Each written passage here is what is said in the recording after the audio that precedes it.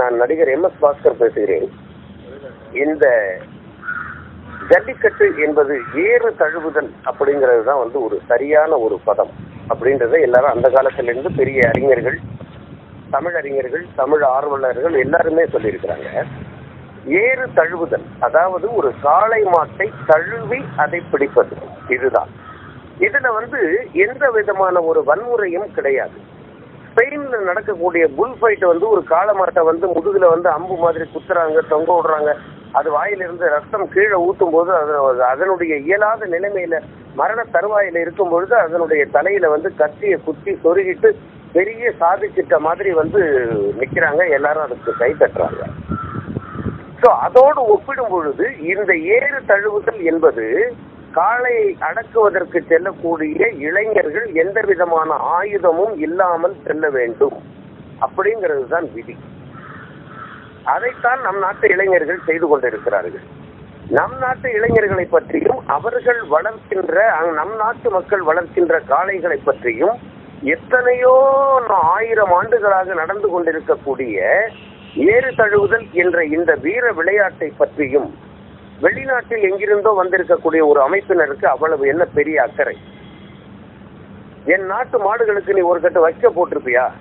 ஒரு வருடம் முழுவதும் காளைகளை வளர்த்து குழந்தைகளுக்கு மேலாக அதற்கு செலவு பண்ணி அதை வளர்த்து அதை கண்ணுக்கு கண்ணாக பார்த்து அந்த ஒரு நாள் அதனுடைய வீரத்தையும் அதை அடக்கக்கூடிய இளைஞர்களுடைய வீரத்தையும் வெளிப்படுத்துகிற வீர விளையாட்டை தடுப்பதில் உனக்கு என்ன அவ்வளவு அக்கறை?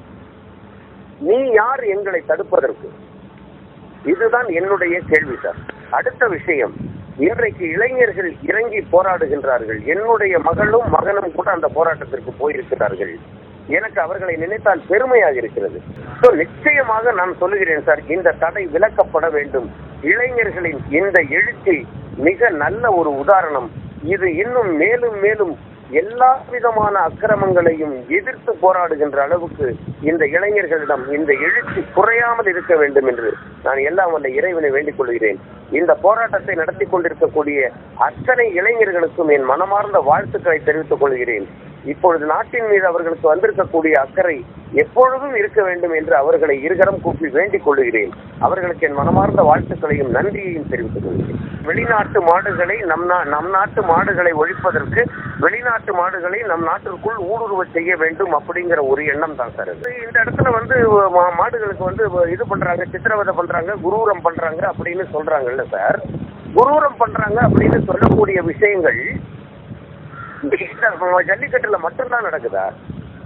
இல்ல ஜல்லிக்கட்டுல நடக்கிறது இவங்க குரூரம் பண்றாங்க அப்படின்றதெல்லாம் ஒரு இது அவங்க கண்டுபிடிச்சுக்கிட்டு இருந்தாங்களா?